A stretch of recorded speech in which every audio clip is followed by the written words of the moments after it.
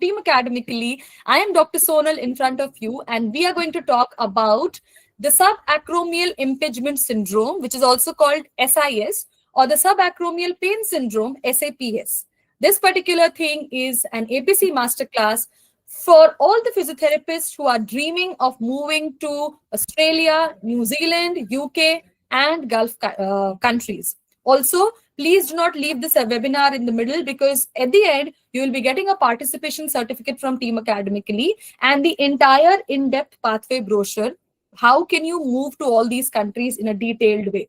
Also, the people who want to enroll with Academically can talk in the end when we take up the Q&A session. Our members or our team members from the sales team are also there in this webinar. They will be connecting with you right after the webinar. Okay, so let's get started. First of all, as a member of Team Academically, I want to introduce our Academically team in front of you. So all the global physiotherapists out here, let's first talk about our Academically team. So we are headquartered in Australia, Sydney. Academically, as you all know, is an edtech, and you would have heard about it. You would have seen Academically at a lot of places in the social media and also in the print media if you're from Academically. And we are basically an edtech, guys, okay? The only vision, the only aim of ours is to help healthcare professionals excel in their lives, in their careers. Because as you all know, we healthcare professionals do not have placement opportunities, unlike the technical people. So this was one vision, this was one reason why Academically was created. It was established by Dr. Akram. You would have heard about him a lot. You would have seen his videos and reels and a lot of social media content. So Sir is an educationist and a healthcare professional, and he's got years of experience in different countries, namely India, Malaysia, and Australia. So basically, we at Team Academically will offer you support not only for the physiotherapist. If you have any relatives or your friends who are doctors, dentists, nurses, pharmacists, we offer support to all the wings of healthcare professionals who wish to upscale their careers by migrating to Australia or the other countries which was mentioned over there. So we're actually setting new standards by providing preparation courses for the most advanced global healthcare exam. We offer you guidance, resources, and definitely an unwavering support. You're meeting two of our team members today. That's me and Dr. Prachi. She'll be taking up your APC Masterclass. But before that, I would like to introduce our founder and CEO.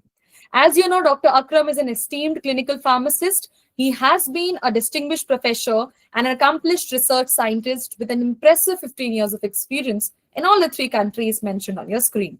With a determination to help healthcare professionals across the globe, his dream of moving abroad, with his dream, he started Academically. So basically, he got a scholarship. You were watching his episode, his life journey on Brands of Tomorrow, season 3, which was being streamed right before we started off with the webinar. And was actually, his story. It's very inspiring for me, you, and all of us. And he thought that if I can move on the basis of a scholarship, why not should I create awareness in front of all the healthcare professionals that you can also move abroad and flourish in your career, which is probably not getting that much of enhancement in your own country. Through this initiative, he provides education and training for pharmacists, medical doctors, dentists, nurses, lab technicians, physiotherapists, or various medical registrations exams so that you can move to your dream country. We've also started with a study abroad vertical, guys, to support the career advancement of healthcare professionals. We have launched a study abroad program for those wishing to pursue higher education abroad. So if you want to do MTT from Australia or any other country across the globe, or MHA or any non-clinical part, Academically Study Abroad EduCafe is right here to help you. This is our academic head, Dr. Snigdha. So she's the academic head for medical courses. Ma'am has completed her MBBS and MD from CMC Ludhiana. She's got over 10 years of extensive experience with a wealth of experience. She is a USMLE qualified doctor. And so all our content is being created with the help of Dr. Snigdha, with our esteemed faculties. You will be meeting one of her, you have already met actually, and also definitely our entire content team. Our only vision, our only mission is to help you clear the exam for which you are preparing. Now, introducing our faculties to all of you all, we have Dr. Kushangi, Dr. Mansi, Dr. Dilpreet, and right in front of you, Dr. Prachi Deshbhratar. Dr. Prachi has done her DPT MPT from India. She qualified the APC written exam, clinical exams, and today she's practicing as a registered physiotherapist in Melbourne. Ma'am is an AHPRA registered physiotherapist, and as I told you, she has undergone the similar journey as you have. Your APC masterclass will be conducted by her. And after she finishes up, if you have any questions or queries, you can just put that up on the chat box, or you will also be given an opportunity to switch on your mic and talk to us after the APC masterclass ends. So over to you, Dr. Prachi. You can continue with the webinar. Thank you so much, Sonal. Um, Good afternoon, everyone. I hope everyone is doing well. So in today's session, we are going to talk about this topic is subacromial impingement syndrome. But before that, just giving you a bit overview of what sort of question being asked in APC. As Sonal ma'am has already said, there will be questions from musculoskeleton sciences, then there will be neurology, and then there will be cardiology. So those questions will be asked. Each question will have a case scenario. So you will have a case scenario like a patient of 65-year-old male had a pain in the bilateral knee or right knee since few months. Then he has this special test positive. Then then there will be a question, what could be the diagnosis, and then there will be 4 options being given. Out of 4, you have to select one. So the same case scenario will have 4 different questions. So they might ask in the second question, what will be the special test, or what will be the muscle involvement, or what will be the treatment plan, and then there will be option given. So every topic, what we have to read, we have to think about how the case scenario can come from that particular topic, and what all questions can be raised from that particular topic. So in today's session, we are going to see a very small topic, which is subacromial impingement syndrome. But it is a very important topic because it is very common. As you know, in Australia, we have sports as one of the important things in school, uni, and each and every person does like to play sport. And during the sport or during any activities, there are many times where the patient get injury in the shoulder. So one of the commonest one is subacromial impingement syndrome, which is also called as subacromial pain syndrome. So the next slide. So in earlier days, it used to be thought that the subacromial impingement is a diagnosis, but now it is not a diagnosis itself, but it is a sort of symptoms which we have to understand, and based on the symptoms, we have to come up to certain information that what part might be getting injured or have pathology, and what we can do to treat that. So when we check the anatomy, so this is the AP view of the shoulder, and you can see few ligaments around the shoulder. So the first one is coracoclavicular ligament, which is at the clavicle with the coracoid process. Then we have acromioclavicular ligament joining the clavicle and the acromion. Then we have coracohumeral ligament. And then we have the transverse ligament within the humerus, and the 3 ligament, which is superior, middle, and inferior glenohumeral ligament, which will be on the anterior and the inferior side of the shoulder. So these are the ligaments which holds the shoulder joint and supports the shoulder joint as a passive restraint. So what is passive restraint? Passive restraint is the structures which holds the joint to the shoulder without any muscular involvement. That is called passive restraint. Then we have the muscles on the right side. The diagram which has been shown is the posterior anterior. That means from the posterior to anterior view. So you can see various muscles here. So the first muscle of the rotator cuff is subscapularis, which will be on the front. The other one is supraspinatus, infraspinatus, and teres minor, which is the second part of the rotator cuff. And then we have again the capsule, which holds the joint. Here it is triceps, which is not relevant to our study today. So these are the active restraint. So it These muscle holds the joint and does not let the shoulder subluxate. So these two structures are important during the movement of the shoulder joint. There are other structures as well, but relevant to our condition, which is impingement, these structures are important.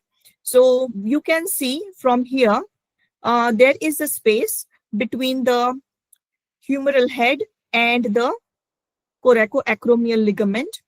There is a space. That space get compromised, or you can say when the shoulder joint we move, this space gets compressed, and that's how we get pain. So we are going to see in detail what happens actually when we move the shoulder or when we move the arm, and this what happens to this space. The next slide. Okay. So shoulder impingement, as I have said, it is not a diagnosis, it is just a sign. And then based on the sign, we have to decide what structure is getting involved and what we can do to treat the condition. So in APC, the question being asked that the patient is having pain in the shoulder region in anterior portion. Sometimes they ask the question, the patient is having pain in the posterior side of the shoulder. So we have to understand, okay, anterior structure is getting compromised. What could be the reason? Which structure it must be? Or if it is on the posterior side, what structure is getting compromised? There will be, in the case scenario, you will see 4 options. For example, there will be some bursa or some ligament or some muscles being given, and we have to diagnose which muscle, which ligament is being injured if the pain is at the anterior side.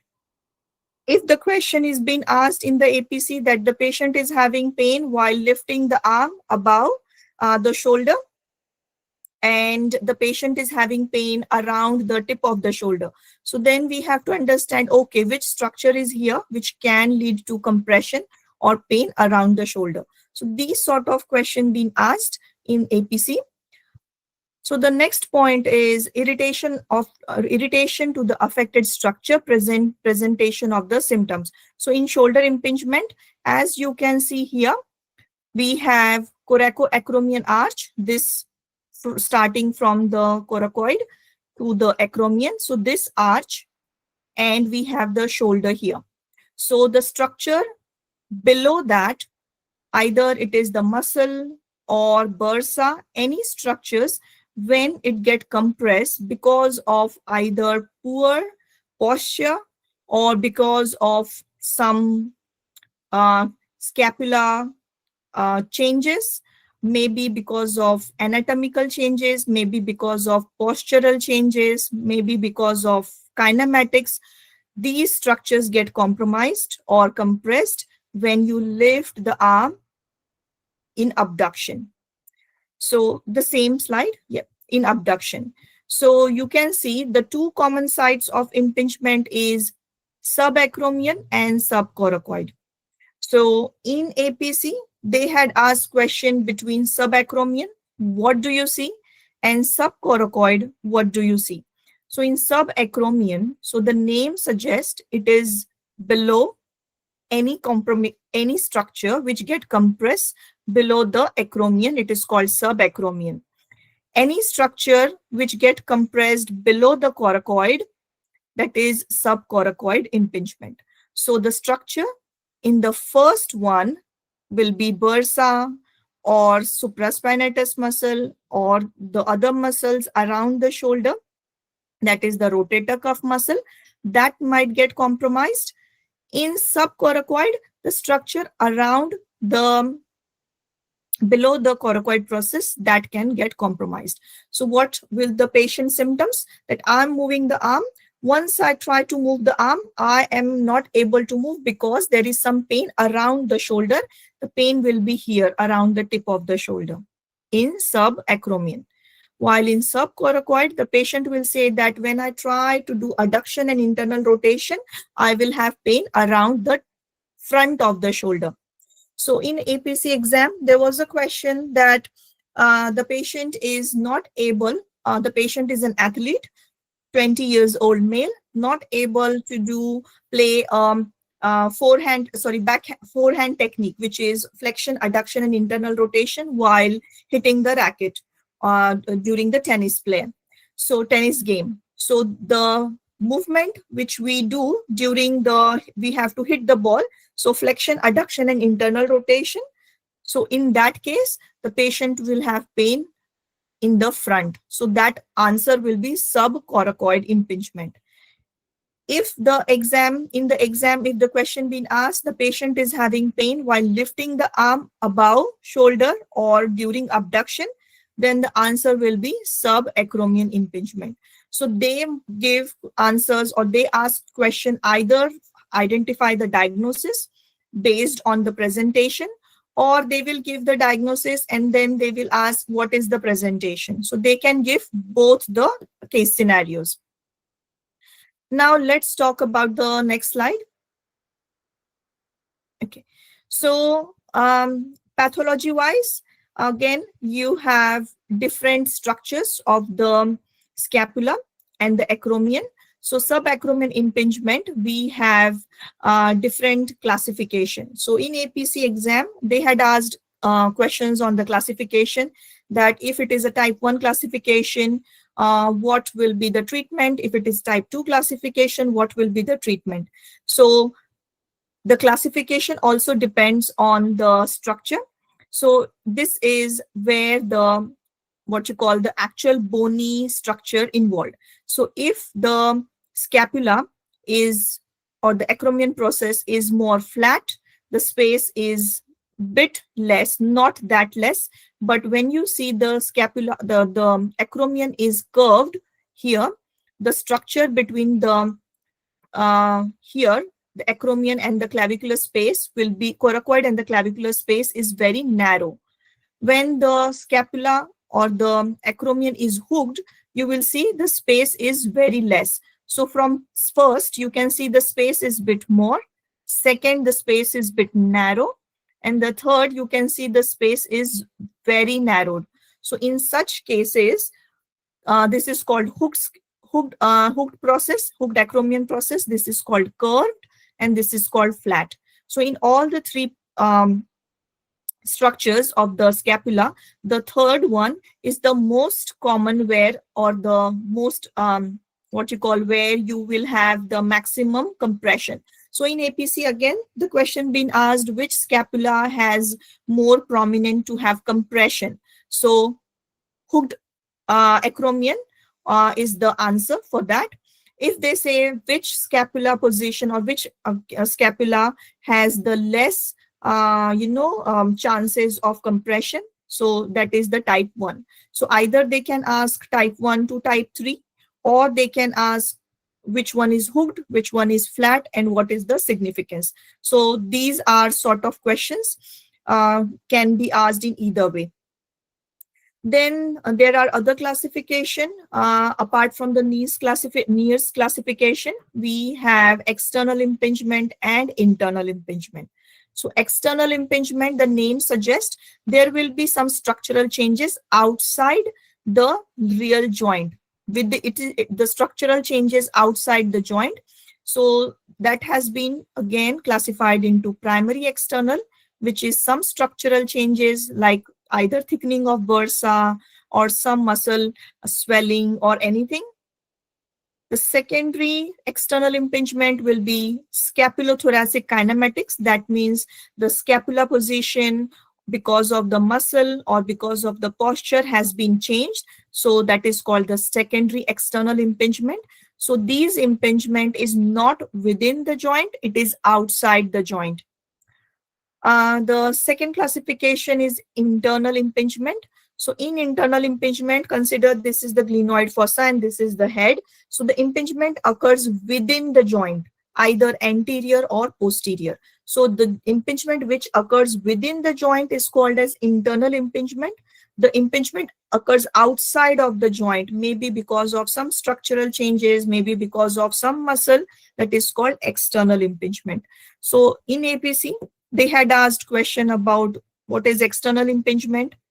example. What is internal impingement? Example. So in example, they have given like options of example and what is the correct option for internal impingement, what is the correct option for external impingement. So in internal impingement, you will see the patient will be either doing a throwing activities, which is abduction and external rotation, like throwing a ball. And when you do abduction and external rotation, the patient will say pain around the posterior superior surface of the shoulder joint.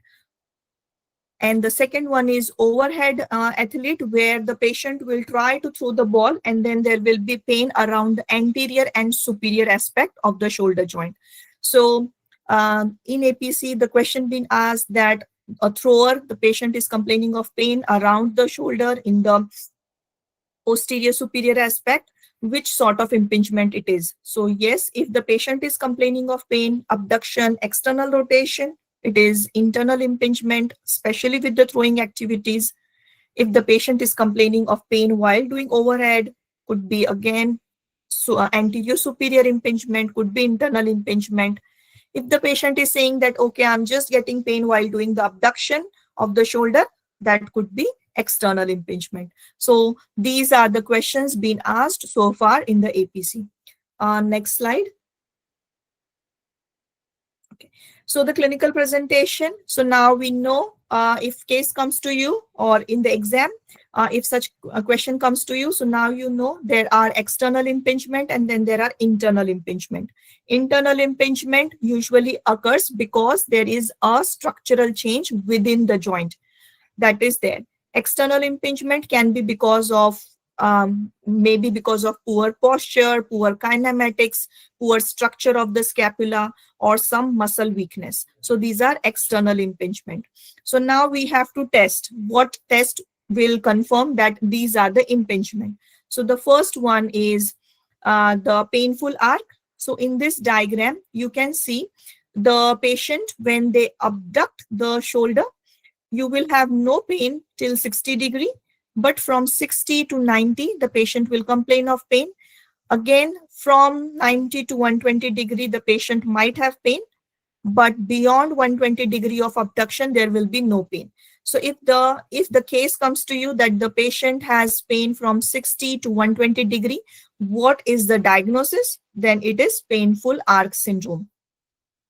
The patient will be almost around 40 years of age, in the middle age, and have persistent pain without any known preceding trauma. So the case comes in APC is the patient comes to you around 40 years of old, complaining of pain while lifting the arm from 60 to 120 degree. What could be the pathology? The patient gives no history of trauma, no history of fall, no history of injury. He just started getting this pain gradually, and now the patient is having too much of pain, unable to lift the arm. So this symptoms says that it could be painful arc syndrome. So this was one of the APC question, that which degree the painful arc syndrome starts and what was the patient's symptoms. So the third point here is the symptoms may be acute or chronic. Most often it is gradual degenerative condition that causes impingement. So what exactly happens is when you lift the arm up, so consider this is the shoulder joint, and when you are lifting the arm up, so as I mentioned, between the shoulder, between the head and between the acromion, there is a space. So this space is there where the bursa and the muscles lie. So when they move, when the shoulder moves, if the space becomes narrow, the head tries to compress the bursa and the muscle. So when they compress, the patient will complain of pain. So compression of those soft tissue while moving the arm is called subacromial impingement. The next question.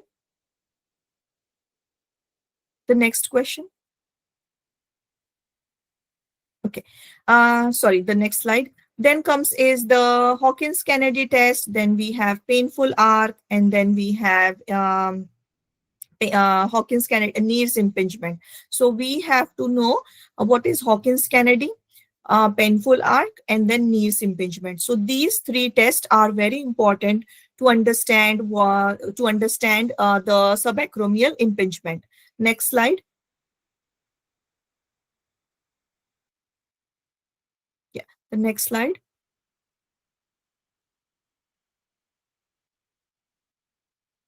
Uh, are you there, Sonal? Can you change the slide? Yeah. Okay. So the special test, we have different special tests as well. So the special test we have, there are n number of special tests. So in exam, they will give you the options of various special tests, but based on what is the patient's presentation, we have to find out. So consider AC joint. So that joint special test is Paxinos test, which we don't have to do if it is subacromial impingement.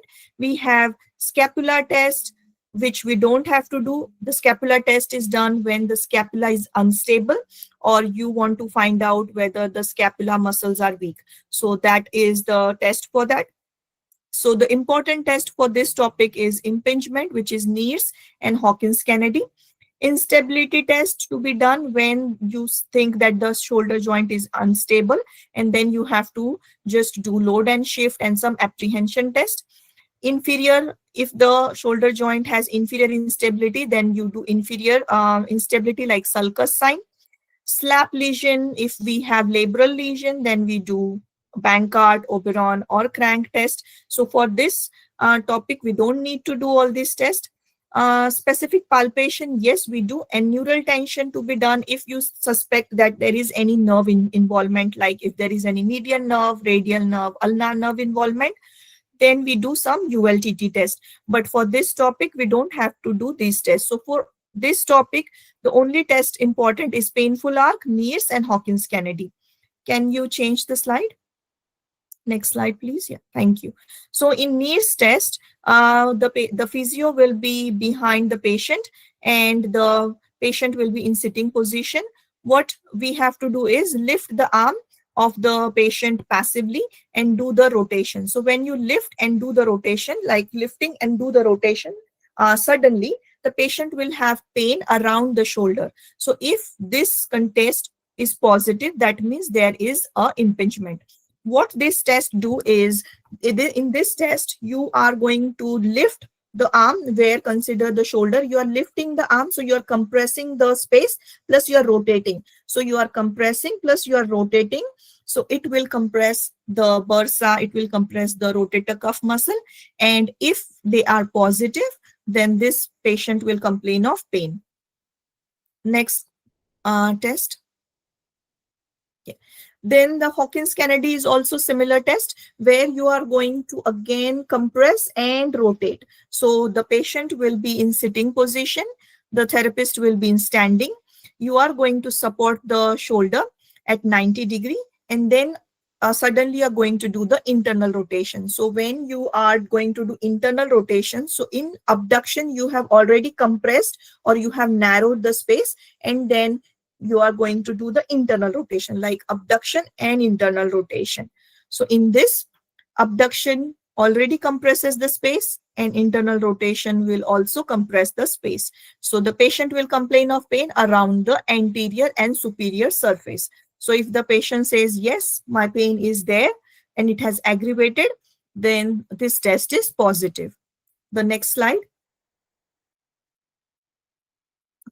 Investigation in APC, they would like to know what the physio know about the condition. So their goal is whether the physio is able to understand or diagnose the condition of the patient. Along with that, whether the patient can, whether the physio can diagnose the proper condition if there is anything else or if there is any other injury. So consider if you have a patient and you think that the patient requires further investigation.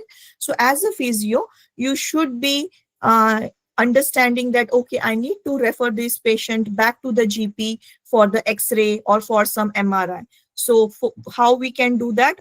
Unless and until we know the diagnosis that, okay, this might have something else as well. So in those conditions, we have to do certain x-rays just to consider if there is other abnormality. High resolution of ultrasound is needed if we have to, if we suspect that there could be tendon involved or rotator cuff muscle involved. So in APC exam, they had asked question that for the such condition, which diagnostic tool you will opt for, or which investigation is best to rule out this condition or to understand this condition. So if you do for tendon, it should be ultrasound. If you want to do some soft tissue checking, such as ligament tear or something, then yes, MRI can be done. In arthroscopy, we can just see if there is any other issues, and with the same time, there could be some treatment. So arthroscopy is considered as an investigation plus the treatment process. MRI and ultrasound is just a investigation, while plain X-ray is just to rule out if there is any fracture you suspect or any other thing. So investigation part, we don't have to run the investigation, but we should know why the investigation is to be done. If you suspect any other abnormality, any fracture, or if you want to rule out certain things, then you can forward it to the GP. So the APC, they want to know the physio understands the condition. The physio can run the special test, can come up to certain diagnosis, and if needed, can refer the patient back for the investigation. So that is their main motto of understanding the investigation. Next slide. So outcome measure. So outcome measure, as a physio, we have to do one or two outcome measure to understand what is the patient's condition on day one and how the patient progresses on day after maybe 2 weeks or 3 weeks or 6 weeks. So for example, patient comes to you and then you have done the assessment, you come up with the diagnosis, you have done the treatment, but you don't know whether the patient has improved or not. So what we have to do is, on day one, we have to do one outcome measure at least, either SPADI or DASH or any shoulder disability questionnaire. So you have to do it that on day one. It is like a tool. We have to fill the questions and then we have to do the scoring. So for example, on the day one, I got a score of 10% out of 100%. So the patient's score is 10%. But after 6 weeks of treatment, we need to know how the patient stands. So it will give you an idea whether your treatment is effective or not. So that's why after 3 weeks or 6 weeks, you are going to do the outcome measure again. So in exam, APC, they want to know whether the physio can apply a outcome measure, whether the physio knows the outcome measure and which outcome measure to apply. So for example, as I mentioned here, SPADI and shoulder disability questionnaire and DASH questionnaire. So we need to know the component, how to apply it, and how to reapply while we're doing the outcome assessment. So in APC, they had asked question like, the patient has pain in the shoulder, which outcome measure the physio should do? They have given DASH, they had given KOOS, they have given Oswestry scale. So out of that, we should be knowing DASH is for shoulder, KOOS is for knee, Oswestry is for low back pain. So outcome measure, we need to know in detail. So these are the questions being asked in APC in terms of outcome measure. Next slide. Okay, so the treatment part is, if the patient is having pain and you know it is external or internal, so the first thing you have to tell the patient is try to avoid the position or try to avoid the movement of that particular or to avoid that action which increases the pain. If the patient has pain while lifting or abducting, avoid that. If the patient has pain while abduction and external rotation, avoid that. If the patient has adduction and internal rotation, avoid that. So that is the first thing you have to tell. If the patient has pain, then we have to do certain rest or peace and love protocol, which is rest, icing, and some pain meds which the GP will give. Some corrections, like we have to tell the patient either to, do the ergonomic advice, or we can give some postural correction, and then we can give some exercises, and based on that, we will see how the patient works. But in terms of treatment, we have conservative treatment and surgical treatment. So conservative means we are just going to rely on our pain management, GP's pain management, exercises, ergonomic, and lifestyle modification.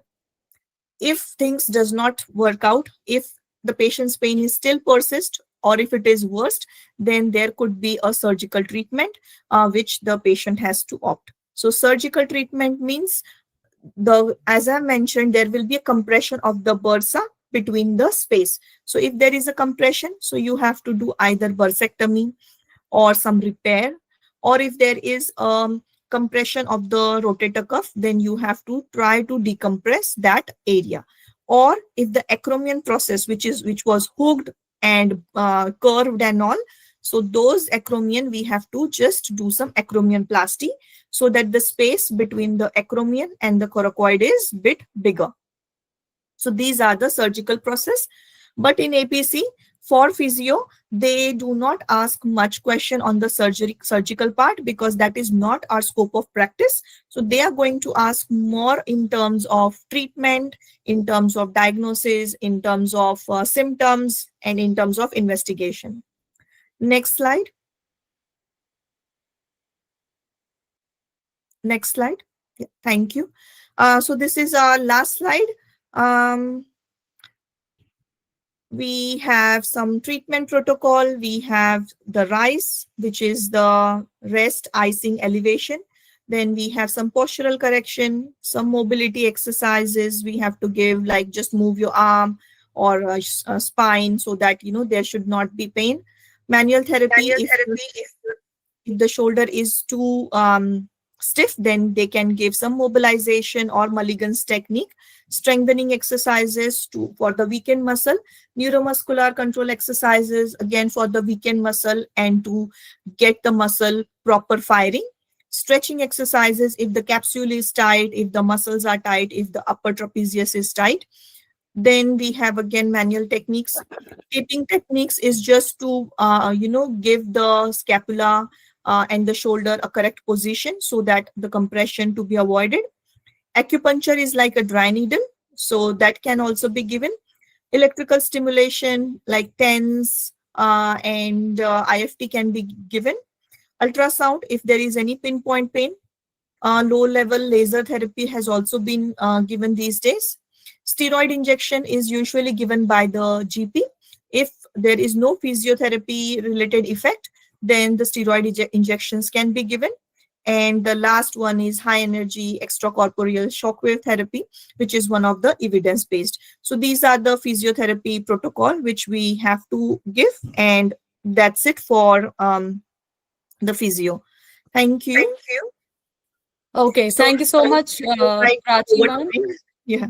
Yeah, guys, just one change. So due to some technical errors, we are just putting a pause on this particular webinar. Okay, you all can just leave the meeting and rejoin on this particular link quickly, guys. Just if you could just leave the meeting and quickly join on this particular link again, and then we'll be taking up your questions. Okay.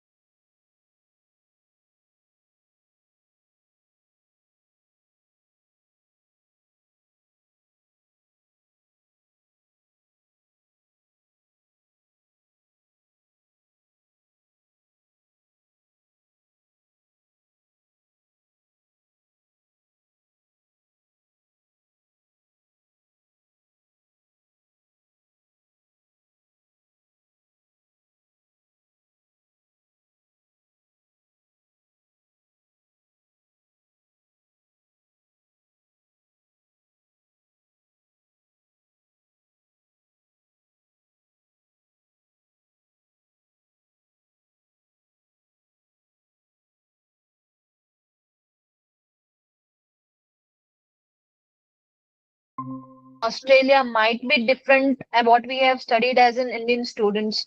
So I wanted to ask that how it will be difficult or it will be easy if we pursue APC exam because everyone is new to clinical that is going to happen. So I'll just answer this one. Earlier, it used to be, as I mentioned, clinical exam, but earlier you just have to come physically here. But now they are taking some online exam, the Yeah, the discussion, the capability clinical assessment discussion one. one. So where they will just test your clinical knowledge. Once they feel that as per their criteria, you clear that, then they are going to invite you for that 1 day workshop. In terms of your Indian knowledge, as you mentioned, and Australian, the thing is you go by books. That's it. Do not follow what you are doing there or here. You go by books. If in the books, especially the books which they have referred, if you follow them, that's it. That's what they want, word by word, or what you call the special test by special test, or treatment by treatment. So whatever is being given in the book, you are following that. That's it. That's what they are expecting from the clinician. Okay, thank you, ma'am. Sir. Thank you, Maitri. Next, let's move on to Dr. Sara Afzal. Dr. Sara, your question, please.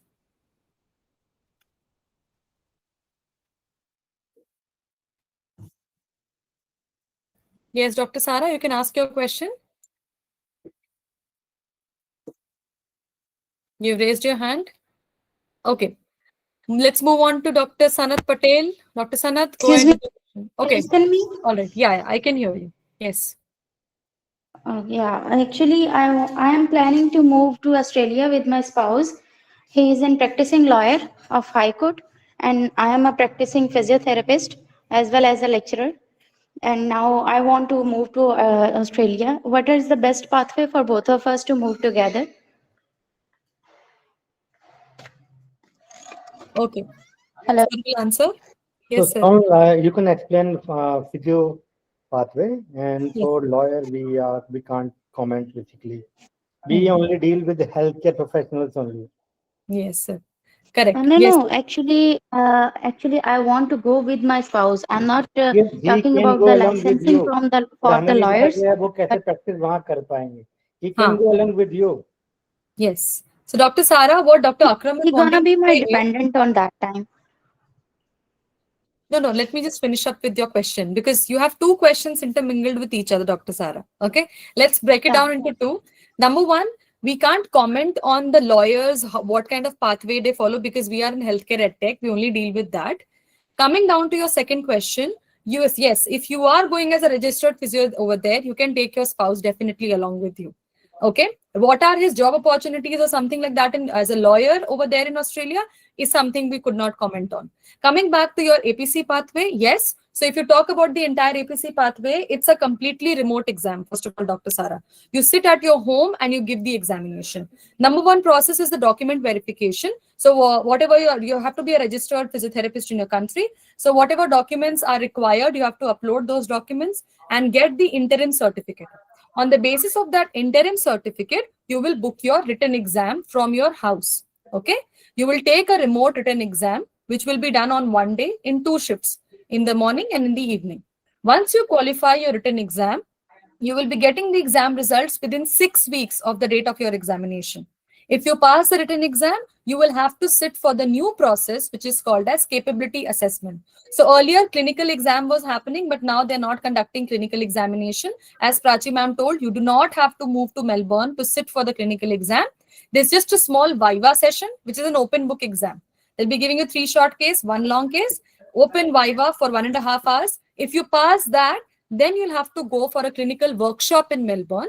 And after that workshop, you will be getting your certificate. After that, you become a registered physiotherapist in Australia. You can apply for jobs, you can go on your visa, and you can take your spouse with you. Okay. Okay. Okay. What is the duration of that process? The whole process, if I want to register myself in Australia? Okay. So number one, for document verification, it totally depends upon which kind of are the documents all ready or not. If the documents are ready, your document verification will just take 10 to 15 days, maximum 1 month. Okay, not more than that. After that, you book your exam, you get the results within 4 to 6 weeks. After you're getting the result, you can book the Viva examination. Now, for the Viva results, you get within 14 days. Okay. And after 14 days, you go to Melbourne for the workshop and you get your registration. Like you get your final certificate and then you can register with AHPRA, which doesn't take a lot of time if you're finished up with the process. Okay, in the prior session, you have mentioned that you also help in study-based immigration in Australia. Like Yes. if I want to apply for a MPT in Australia, can I bring my spouse with me in that scenario? Okay. So for that, there's a separate team, the EduCafe team. They'll be connecting with you right after the webinar. Whatever queries you have regarding that, you can ask them. Okay. Like in Okay, detail, yeah, they'll be sure. giving you an online free video consultation for 1 hour. And for this examination, do we have to pass an PT or IELTS examination? Yes. Yes. You have to pass the PT examination. PT, IELTS, anything. PT is usually easy. You can go ahead with PT. And you can also assist me for that purpose? Yes, we can. We assist you for the entire process, like PT, document verification, written exam, all of that. Okay, what are the charges for all this process? As I told you, our counselors will be connecting with you after the webinar. You can talk to them freely about everything in detail. Okay, because others are waiting. Okay, thank you so much. Thank you so much. Can I that meeting? We can align it by tomorrow, Dr. Sarah. Yeah. Yes. It will get a Dr. Sara, you'll be getting the certificate. Okay. So just wait. Okay, okay, thank you. Oh, thank you. Next, Dr. Shajil, you can ask a question. Dr. Shajil. Hi, ma'am. Hi. I want to ask the study material you have provided is sufficient for writing as well as for Viva, or we have to study more? Okay, so basically, as this is the first time the capability assessment is going on, Dr. Shajil. Okay, so whatever information is been given from the APC website is what we know. No person has taken up the examination yet, the capability assessment. Okay, so so if you talk about the written exam, yes, you can see our success rate. You can see how many students have passed through our, and you've also seen the kind of PPT and the study material. It was just presented right in front of you, right, Dr. Shajil? One of our faculty was there. So this is the way classes will be held for you. Okay.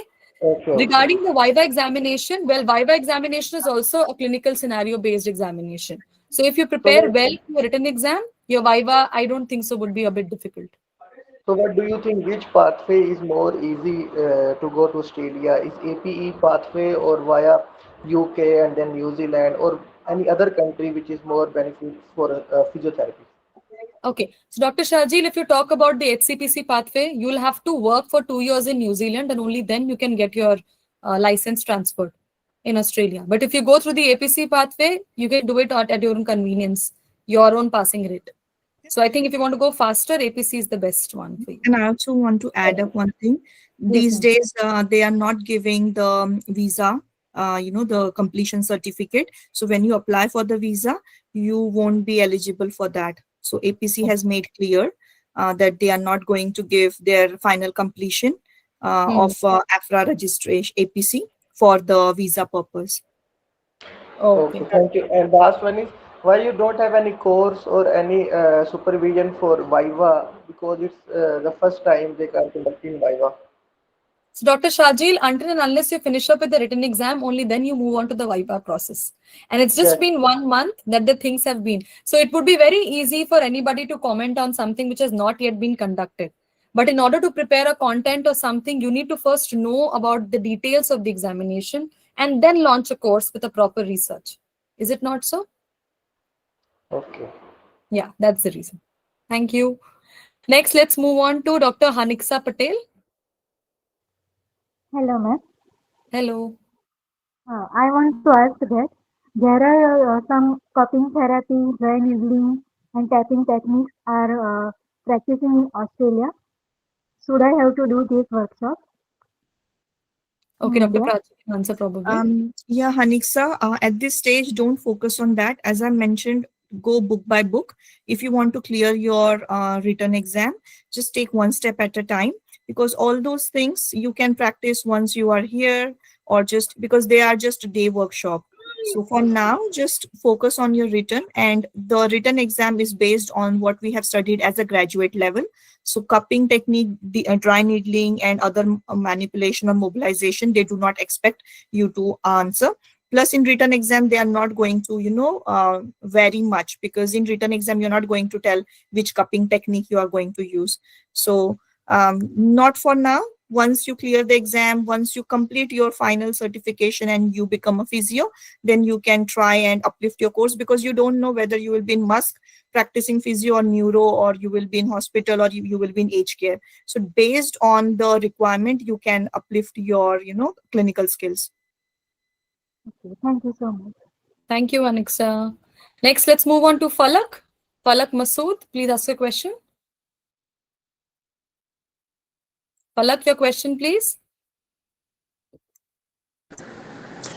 Hello, I want to ask that I am planning to move to UK after my degree, most probably, and I want to know the procedure or anything you guys can guide me. Yes. So, Falak, very simple. For UK, you need to finish up with your HCPC registration. Now, what's that? In short, I'll explain. Healthcare Professions Council is HCPC. So, the way in Australia, APC is the council which conducts the workshops and the licensure examinations for physiotherapists in Australia. In the similar way, in UK, you have HCPC. For HCPC, you do not need to sit for any examination. It's a registration process. Okay. So in HCPC, there are 3 steps. Number 1, your English has to be proper. That means your IELTS band 7 is required. Okay. And secondly, your documentation should be very good. You should have at least 1 or 2 years of experience, because there's a CIF form, course information form, which will be filled by your college or university. Okay. And then after that, you go ahead with the entire process. So it's a basic registration. You collect your documents, give it to them. They will scrutinize it. After they scrutinize it and find it proper, then they will give you the link for getting registered in the HCPC council. So once you're registered with HCPC, after that you can practice as a licensed physiotherapist in UK. We at Academically provide you guidance for the entire registration process, and you don't have to actually do anything. You just give the documents to the team and they'll get your registration done. Okay. Okay, what would be the charges and everything? So the counselors will be connecting with you after the webinar. You can tell them about your experience in documentation and all that, and they'll tell you the charges. Okay. Okay, thank you. Thank you. Let's move on to Keshvi Yadav. Keshvi, your question. Keshvi Yadav, your question, please. Okay. Next is Misbah. Misbah, your question, please. Misbah. Good afternoon. I am Good Isfa. I am fresh graduate. I'm audible. Yes. Hello. Hello. Yes, Misbah, you're I audible. am Go ahead. fresh graduate. I am fresh graduate. Should I go for internships or any other things like go for masters? Please guide. Okay. Dr. Prachi, can you just guide her on Yeah, this? sure. So, Misbah, as you said, you are just recently graduated. Congratulations on that. I would recommend you to, go for the APC. That will be easy. If you clear the exam, maybe in 6 months you will get the certificate and you can straight away practice. But if you go for masters, then make sure that the course which you are opting for is giving you the final certificate, because some of the university, they do not give the final AHPRA registration even if you do the masters. So opt for only university which can help you in visa. Otherwise, if after completion of the masters, if you're not eligible to apply for the visa, then entire course and the money will be wasted. Plus, as Dr. Akram has mentioned, the course fees will be too expensive. Along with that, your living expenses and the food and all that stuff. 2 years or 3 years of course. So consider that what mental capacity or physical capacity you are in, and based on that, you can take the decision. But from my point of view, I would go for exam. If I could clear the exam in 6 months, like entire process, if I can clear in 6 months of time, then why to, waste more time into doing the same thing? Yes. So Thank thank you you. so I much, got it. Prachi ma'am. Thank you, Ms. Ba. Next question is from Hamza. Hamza, your question? Hamza, your question, please. Yes, ma'am. I want to ask about that. I am doing third year from Must University in Multan, Pakistan. But Mm-hmm. my university is not serious in practical. Mm-hmm. Uh, I am very worrying about my practical life that it will affect my future. So question is my please guide me what can I do to practice my will become good in future. Please I am very serious in practical but my HOD not responding me. Even they the university is private, they do not send us in any practical hospital there which we observe. Please guide. Okay. Okay. Dr. Prachi, what kind of practices can he do if the university is not providing any proper clinical guidance to him? Okay, so Hamza, you are in third year, so you still have 1 year time. So once you go into your fourth year, you finish your uni first. During the internship period, either it might be 6 months or a year of internship. I'm not sure how many months of internship you have. So once you are in the internship, yes, you will get to know, you can practice during that time, during the internship. And during the internship you start your studies so that you can work in the evening with some clinic or some hospital as a, just in under as an observership. So you can work there, try to get to all the observership like cardio, neuro, musk in all the different fields, so that by the end of 6 months or a year, once your internship finishes, you have a bit of knowledge and start reading the books. If you want to clear the exam, then whatever is been given as per the APC um, resources, whatever the book's name or the links they have given, they expect that at least the clinician should read or understand from that. So go and read the books which has been given by the APC booklet. Okay. Thank you, Prachi ma'am, for the answer. I hope, Hamza, you've got your answer. Let's move Uh, on. yes, Huh. yes. Very thankful to ma'am Prachi. I am Yep. very grateful to you. It is a very good source of knowledge. Thank you again. Thank you Thank so you. much, Hamza. Thank you so much for your kind words. Let's move on to Yogita Sharma. Yogita, your question, please. Hello, Hello. good evening, ma'am. Good evening. Ma'am, I wanted to know about Express FL wire pathway as a physio from UK. Okay. So have you done your BPT in UK, from UK? Actually, I'm from India, but for some Mm-hmm. reason I can't move directly to Australia right now. But I'm Mm-hmm. planning my masters in UK. Mm-hmm. But for a long run, I wanted to settle in Australia. Mm-hmm. So So are for you an that, SCPC registered person? no, I'm just now planning So right you now have to be first a for registered masters. physiotherapist. No, so you have to be a registered physiotherapist over there in UK, Yogita, and only Okay, then you can, go and get your license in Australia after that. Okay? okay. Okay. Thank you. Thank you. Next, QT Pie, your question, please. Okay, you have some other name probably. Can I get your question? Okay, a person with this name, QT Pie. Can I get your question? No? Okay. Keshvi, I have been calling you. Where were you? Please ask your question. Sorry. Good evening, ma'am. Good evening. Ma'am, I am audible. Yes, you're audible. Okay. Ma'am, my question is I am B Form 4th year with executive student. What is the correct pathway for me? I want to a government job. Okay. So this is a webinar for physiotherapists, Keshvi. Okay. You are a BPharm graduate. You can apply for different kinds of jobs and opportunity. There's a channel called Family by Academically on YouTube. Go search that. Okay, and a lot of job postings and a lot of videos have been posted for the pharmacist government jobs. You can follow there, you can get your answer. Okay, Thank you, ma'am. thank you, Keshvi. Next is Shumela. Shumela, your question, please. Shumela, your question, please. Yeah, hello. Hello, Yeah, good evening.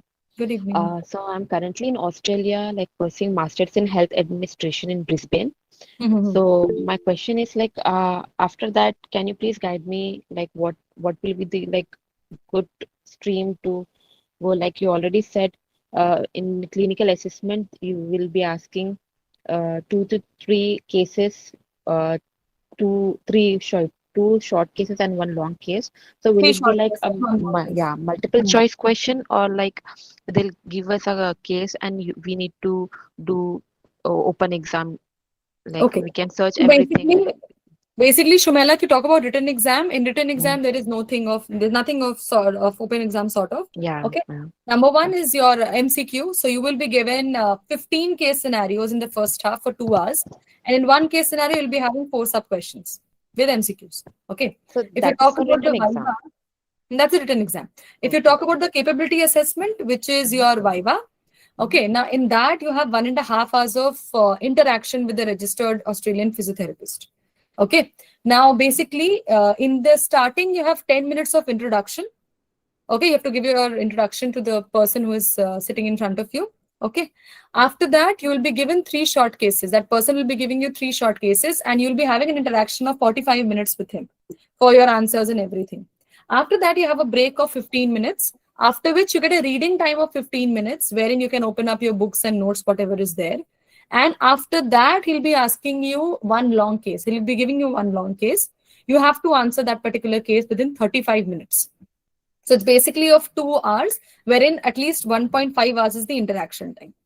Okay. so within that period, in one long case, I can open my book and search, or Yes. within After three 15 short minutes, I need in break itself, I need to search everything. Yes. So after 3 short cases, you'll be getting a reading time of 15 to 20 minutes. You have to read or search whatever at that particular time. And after that, they'll ask you a long question. Okay. Okay. There's one video of ours on YouTube. You can go check that out. We've explained about the cases and everything, whatever kind of questions are asked, and you can understand. YouTube link, can you please give me so that I can? Yes, it will be given down to you on the Oh, chat thank you, box. sir. Okay. And one more thing, Yes. which stream will be like high demanding after the completion of the clinical assessment, like sports, rehab, or age? Okay. Prachi ma'am will answer. So see, because I'm not sure which country you are completing your No, graduation. I'm currently in Australia and Brisbane, Yeah, but which country you have completed your graduation? from India itself. Okay, so Mm. see, which whoever country which wherever from we Mm-hmm. complete the graduation, they consider it as a fresh grad. Even if you do masters or PhD, they consider us as a fresh grad. So from there, you have to make a choice. Where would you like to go? And from there, even if you have 5 years of experience, you will be again considered as a grade one graduate. So you can apply for hospital, you can apply in hospital, or you can apply in aged care or clinic. That will be like a fresh grad, nothing like you have completed masters in India or you have done PhD, so you can straight away go to sports or hospital. It's nothing. It all depends on the vacancy, your interview, and your experience. So if there is a grade one physio post open, you can apply. If you get cleared in the exam, in the interview, then yes, you will be they will take you. So it is like that. It's nothing that which one is, of course, if you have your own clinic or in the sports, you will get more money, but they will also check onto the experience. So on Seek, you can see there is the requirements. So they will send you the requirements, and if you fit into their requirements, then they will invite you for the interview. Okay. And one more thing, for the in after the interim certificate, we can apply for the as a job there. Like after interim um, certificate, I heard that like many people have After been interim, you can Mhm. apply for limited registration physio as a limited registration physio job if it is available, and if any company has or any agency has the requirements. Will I need like experience for that? No, it's like if the company or if any agency they require limited registration physio and they are happy to supervise you, then they will offer you a job. But it all depends on the requirements that time. You don't need to have any experience. They will be giving you an induction. They will give you a supervisor where you have to report. They will give you a site for work, but it all depends on the availability. Okay. Okay. Thank you, Thank you so much, Shumela. ma'am. Thank you so Thank you much. so much for your question. Next, let's move on to Kaushal. Kaushal, your question. Hello, good evening, ma'am. Good evening. I have completed my Bachelor of Physiotherapy from India, and also I'm HCPC registered physio. But currently I'm in India due to some personal reason. I can't go to UK. So can you tell me which pathway should I follow for HCPC through Australia physiotherapy practice? No, so basically you have to go for APC, Kaushal. Okay, or you can move or get registered in New Zealand and you can work there in New Zealand if you want. Work for 2 years in New Zealand and then move to Australia. But if you want to really go to Australia, you should go for APC because you have run your BPT from India, right? You are a Yes, UK register, but you have got a registration in UK. So that's a different yes. scope. Yeah. So I think APC would be the best option for you. Means APC registration for HCPC registered physio, right? No, no, no, no, no. For that, see, basically that there's a loop over there. Okay. If you have done your BPT from UK or London or not, you've done it from India, right? Yes. Yes. So that is why, and you're not a UK citizen or something like that. So you should go for APC process, the written exam process, the proper process of APC. Otherwise, if you Okay, and want to take after the that, advantage of UK or registration, you can get yourself registered to the New Zealand Council. Okay. You can transfer registration to New Zealand, get the express registration in New Zealand, work there for 2 years, and then get your license transferred to Australia. okay. Okay. Thank you. Can you give me briefly details about this? Any link or any YouTube video or? The counselors will be connecting with you after the webinar by tomorrow. They'll be explaining everything to you in detail. Okay. Okay, okay. Thank Okay. you so much. Thank you. Let's move on to AJ. AJ, your question, please. Hello, ma'am. Hello. Can you hear me? Yeah, we can. So I recently graduated from India, bachelor's degree. So which is the best way to get to Australia? The APC pathway, as Prachi ma'am has told, the same answer. If I'm doing masters in Australia, there will be any bypassing this exams and all in any university and all. Ma'am will answer. Okay, so Amit, yeah, just we have answered this question before. Yeah, so there are some university, but yes, you have to find out if those university is giving you AHPRA registration, because some of the university they give master's degree, but they do not give AHPRA. So if you are doing 3 years or 2 years of master, and if you are not getting AHPRA registration, so it will be very hard for you to apply for the visa. So for the visa purpose, you need the AHPRA registration. So if you want to go for uni, yes, you can do 3 years or 2 years of masters or whatever is the masters. But then you have to think about whether you want to do the masters, study, time, money, because it will be on a foreign student fee. While if you want to go for the APC, it is once you clear your English test, you can straight away apply for the APC exam, and the exam can be done, as quick as in 6 months time based on your preparation. So I think 6 months is much easier to do, and sitting at home doing all the exam and getting the preparation than doing the masters of 1 or 2 years, because getting into the masters again, there are entries either in the January or in the September, the waiting period and all that stuff. So altogether 2.5 years or 3 years of masters, and then the money. So depend which way you would like to go. At the end of the day, everybody wants to get the residency and visa purpose. So think in that way as well. So you are telling me going as working will be much better option. it all depends on what you want. If you want to study, if you want to increase your get your clinical knowledge, or uplift your skills, you can go for masters. But yes, some of the masters you need, they do not provide the AHPRA registration, or they would not give any certification during the visa purpose. So what is your goal? You want to achieve your AHPRA registration along with your citizenship, or you just want to study and come back? So based on your goal, you can think about. If you do the APC process, this process will give you the registration in quick time, plus you can apply for visa purpose, and then you can get the residency. Okay. But if you Okay. go through the masters, they may or may not, so you need to Mhm. check the university in advance. Yes. Also, ma'am, I'm currently working as a physiotherapist in a reputed hospital. So, is it useful for abroad, especially Australia and To be honest with you, as I mentioned, no matter whatever qualification you come with, they consider you as a grade 1 physio. So you have to start from as a fresh. Yes, your experience can help in cracking the interview, but once you start here, they consider the Australian experience. So you can give interview for the hospital openings, but as you do not have Australian experience, they will consider you as a grade 1. That means a fresh grad. Thank you, AJ. Let's move on to Amit. Amit, your question? Amit Kushwaha? No, Okay. ma'am. Okay, thank you. Next, Sharjeel, your question. Was anything left, Sharjeel?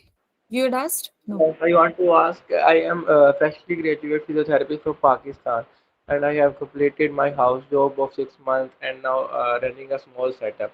So, ma'am Prachi, what do you think? Should I go for exam or get some more experience before sitting an exam? How many years of experience you have? 8 months.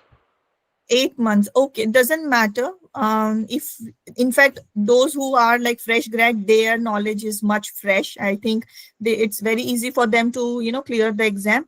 I would suggest that at least start preparation for your written exam, and start giving the written Yeah, I exam. am planning for Once March attempt for March. so March, you still have time, and you have recently cleared your exam, your graduation. So I think things will be very fresh. Um, Focus on APC, whatever the book, the reference book and all they have given. Read them. Focus on the clinical case scenarios and all, and I think everything will be good. Yeah, better. Yeah, So, better the Sonal, sooner. just after a clinical workshop, when we will get our final certificate or after registration, how much time is required? What is the process? Can you share?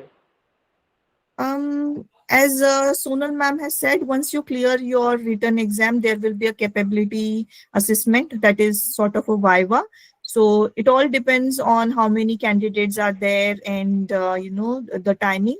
But usually, because it is online, it should take a faster. So maybe if after your written exam, if you have immediately applied for your clinical capability, might be within 1 or 2 months things will be sorted. If you clear that exam within couple of weeks time, you will get your um, outcome, and once it is done, then you can apply for the workshop.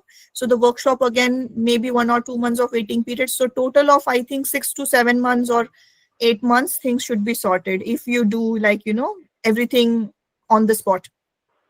Okay. After written exam, can we apply for a job or we have to wait for a clinical workshop to have to pass it?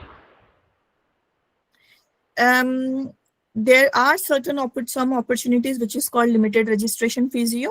You can apply, but yes, these days there are the companies also check if the person is in Australia, have the PR. If you have a PR, if you are in Australia, then they can give you supervisor and you can work. But if you are not in Australia, so the chances are bit sleek, because they have to sponsor your visa and all.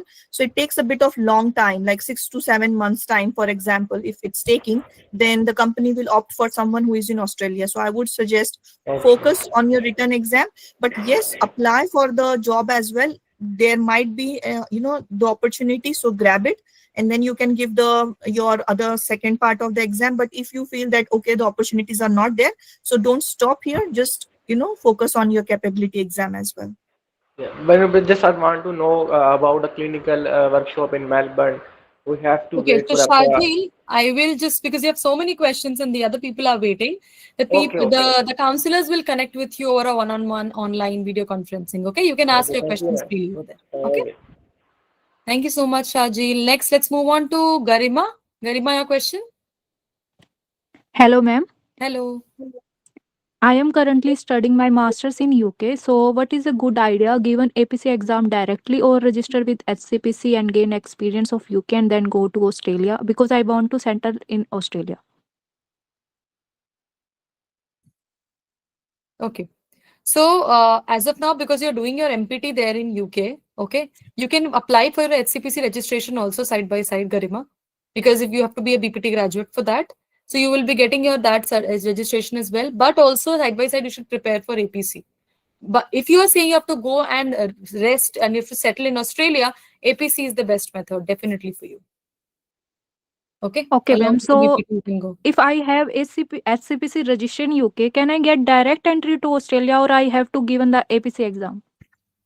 For Australia, direct entry, definitely, as ma'am was also saying, APC is the best pathway for you to go.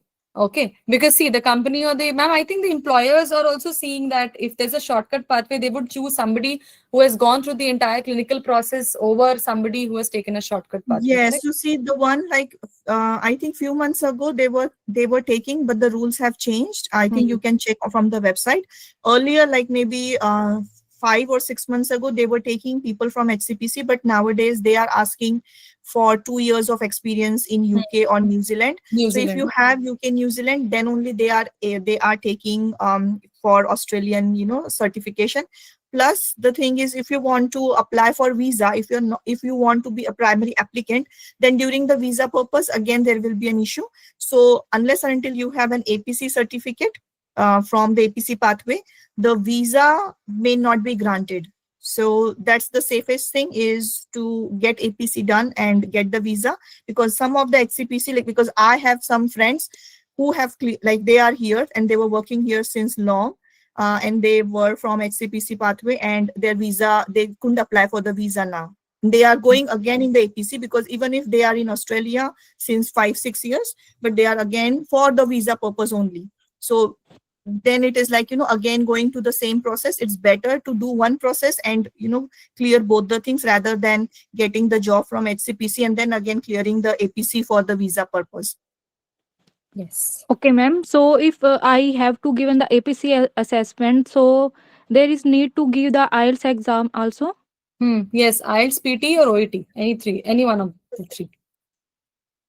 Okay. Okay, ma'am. Yeah. Thank you, Thank you, Garima. ma'am. Next, let's move on. Last question from Shumaila. Shumaila, your question, please. For PT, how much band is necessary? For IELTS, you need 7. For PT, 66. 66. Yeah. So before the documentation, we need to write PT or like You can during give the it after written. a written exam also. Oh, okay, okay, okay. Okay. Thank you. You're Okay. welcome. Okay, so I think no more questions. We are done. Akram sir, can we end the meeting? I think no more questions left. Yes, Dr. Sonal. Okay. Thank you so much, Akram sir, for joining. Thank you so much, Prachi ma'am. It was indeed a very, very good and informative masterclass from your side for SIS. It's late over there in Australia, and I know that you have worked hard a lot in preparing for the masterclass. Thank you so much for such a good collaboration. And we will be ending with this webinar. Yes, Prachi ma'am. Thank you. Thank you so much, ma'am. Thank you so much, guys, for such an interactive webinar.